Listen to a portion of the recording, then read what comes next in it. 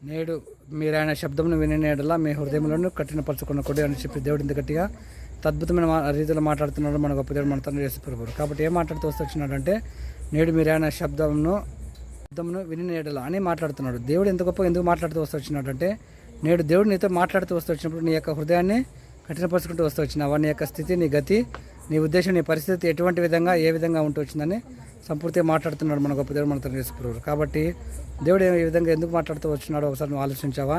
దేవునితో మాట్లాడుతూ వచ్చిన దేవుడి యొక్క మాటను పట్టించుకోకుండా ఉంటూ వచ్చినావా? సంపూర్తి మాట్లాడుతున్నాడు మన తండ్రి యేసు ప్రభువు. కాబట్టి నేడు మీరు ఆయన శబ్దమును వినేడలా మీ హృదయంలో కఠినపరచుకోకూడదు.